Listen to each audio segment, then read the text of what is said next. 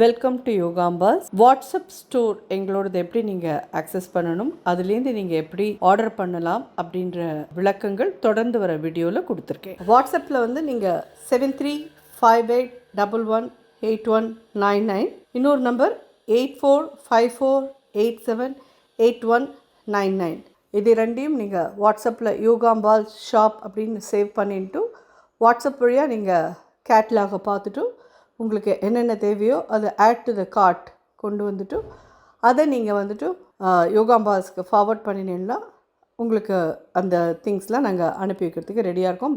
Plus அதில் என்னெல்லாம் available இருக்கோ அது எல்லாமே நீங்கள் பார்க்க முடியும். உங்களுக்கு என்ன தேவையோ அதை நீங்கள் 2 பேக்கெட் 3 பேக்கெட் எப்படி வேணுமோ அதுக்கு தகுந்த மாதிரி நீங்கள் ப்ளஸ் ஆர் மைனஸ் போட்டு நீங்கள் வாங்கிக்கலாம். தேங்க்யூ. வணக்கம், நான் உங்கள் அபிமான யோகாம்பாஸ் சுந்தர். அதாவது இன்றைக்கி என்ன பண்ண போகிறோம் அப்படின்னு சொல்லி கேட்டிங்கன்னா, ஒரு இன்ட்ரெஸ்டிங்கான பொடி கேட்டிங்கன்னா கொத்தமல்லி பொடி. இப்போ கொத்தமல்லி நல்லா சீப்பாக இருக்குது. ஏன்னா ஒரு கட்டு ஒன்று 12 ரூபா 15 ரூபா தான், நல்லாவே இருந்தது. ஸோ 2 கட்டு வாங்கி வச்சுருக்கேன். ஸோ கொத்தமல்லி தொக்கெல்லாம் நம்ம பண்ணியிருக்கோம், கொத்தமல்லி பொடி நம்ம இன்னும் பண்ணலை. இந்த பொடியை பண்ணி வச்சுருந்தேன்னா நீங்கள் வந்து சாதத்துக்கு பிசைஞ்சுக்கணும், தொட்டுன்னு சாப்பிட்லாம், இல்லை பிசைஞ்சு சாப்பிட்லாம், ஆர் இட்லி தோசை கூட நீங்கள் இதை தொட்டுன்னு சாப்பிட்லாம். சம்டைம்ஸ் உங்களுக்கு கொஞ்சம் இதுவாக இருந்தால் மோரை நல்லா சிலிப்பிட்டு இதை நல்லா உதுத்து மோரில் போட்டு 4 தடவை நல்லா கலந்துட்டு அதை அப்படியே குடிச்சிருந்தாலும் அவ்வளோ மனமாக அவ்வளோ நல்லாயிருக்கும். கொத்தமல்லியும் நல்ல குளிர்ச்சியான ஒரு இது. ஸோ இது எப்படி பண்ணுறதுன்னு பார்க்கலாம். நிறைய பேர் பண்ணிட்டு இருப்பேன்னு நினைக்கிறேன். நான் இவ்வளோ லேட்டாக தான் பண்ணுறேன். இதை சொல்கிறேன் இல்லையா, நான் பலதையும் மறந்து போயிடுவேன். நம்ம என்ன பண்ணலன்னு யோசிச்சு எடுக்கிறது இது வந்து அவ்வளோதான். ஸோ இதை எப்படி பண்ணுறதுன்னு பார்க்கலாம்.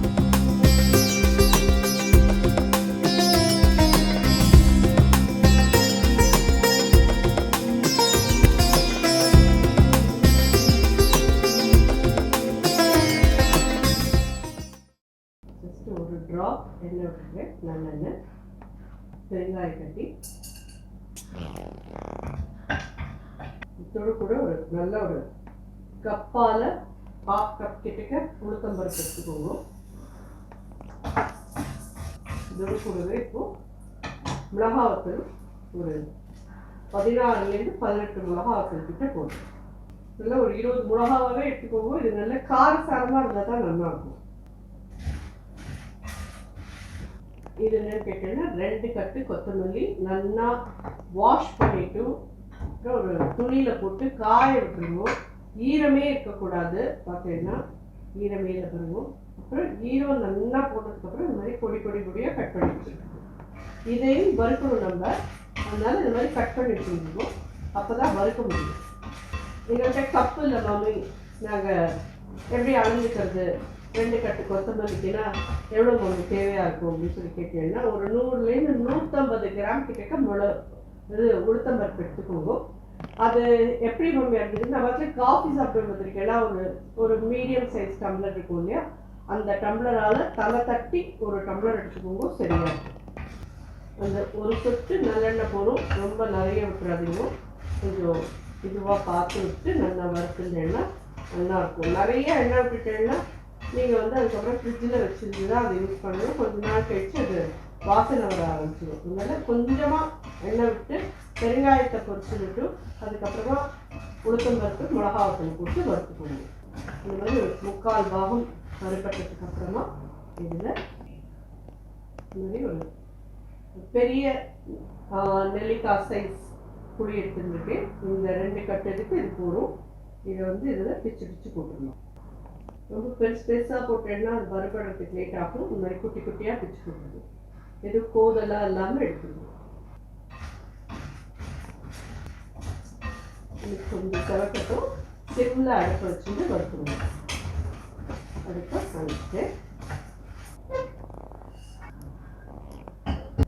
நல்லா வறுத்துக்கிட்டும் ஆறிட்டுக்கிட்டும் திருப்தியில் ஜஸ்ட்டு ஒரு சின்ன டீஸ்பூன் நல்லெண்ணெய் விட்டுருக்கேன். இந்த பொடியாக கட் பண்ணி இந்த கொத்தமல்லி போட்டு வறுக்கணும்.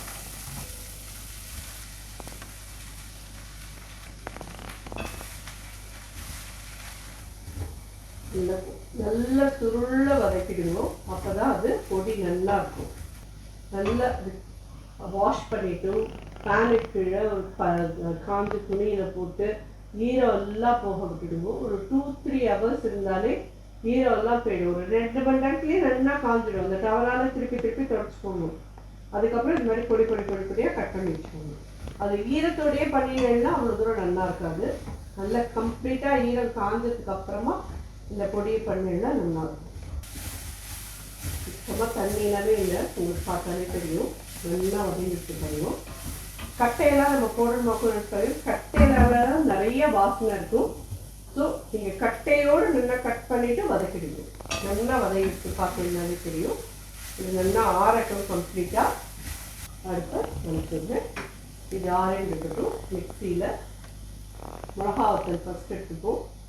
அதுவும் உப்புமா முதல்ல பொடி பண்ணிக்கோங்க. அப்புறமா பவுடர் இந்த உளுத்தம்பருப்பு புளி இதெல்லாத்தையும் போட்டு நல்லா ஒரு ரவை மாதிரி பவுடர் பண்ணி எடுத்துக்கோங்க.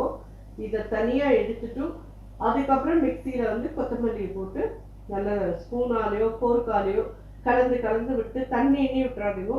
ட்ரையாக நல்லா அதை பவுடர் பண்ணிட்டு அதுக்கப்புறமா திருப்பியும் நீங்கள் இந்த பவுடரையும் அதையும் ஒன்றா சேர்த்து கலக்கணும். நம்ம ஒரு ஸ்டெப் பை ஸ்டெப்பாக உங்களுக்கு நான் காமிக்கிறேன். இதை இப்போ ஃபஸ்ட்டு இதில் உப்பு மிளகாத்தூளையும் போட்டுக்கலாம். பொடிக்கு தேவையான உப்பு அப்படின்னா 1.5 டீஸ்பூன் கிட்ட போடுறேன். மிளகாத்தூள் அடியில் போட்டுக்கலாம். இதை போட்டு ஒரு தடவை பவுடர் பண்ணின்னு உங்களை பார்க்குறேன். ஸோ மிளகாத்தூள் இப்படி பவுடர் பண்ணிக்கோ. இதில் புளியும் பெருங்காயம் உளுத்தம்பருப்பு இதில் ஆட் பண்ணுறோம். இதை பவுடர் பண்ணிடலாம்.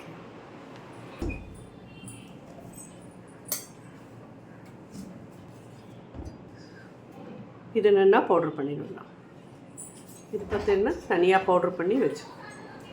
ஸோ இது அரைச்சேன்னா இப்படி தான் ஆகும். அதை பற்றி கவலைப்படாதீங்க. இதில் இந்த பவுடரை சேர்த்துக்கலாம்.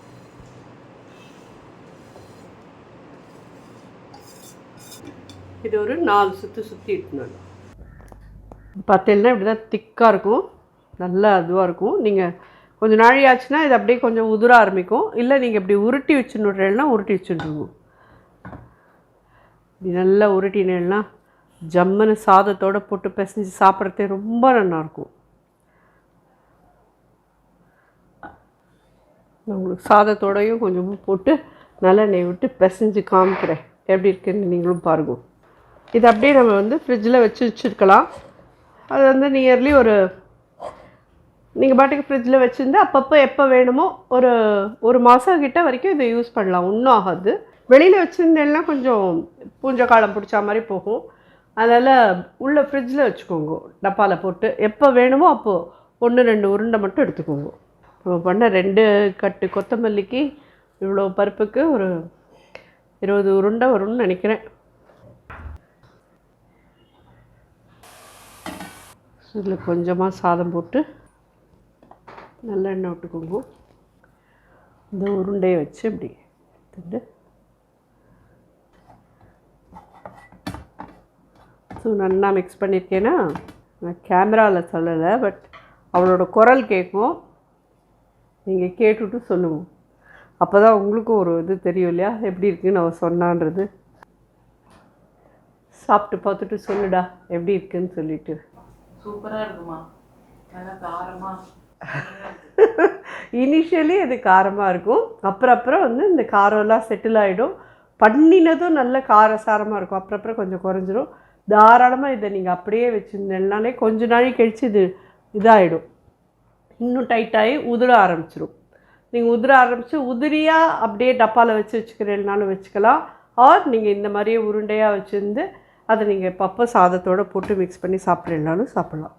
ரொம்ப ஜோரான ஒரு கொத்தமல்லி பொடி எல்லாருக்குமே ரொம்ப பிடிக்கும்.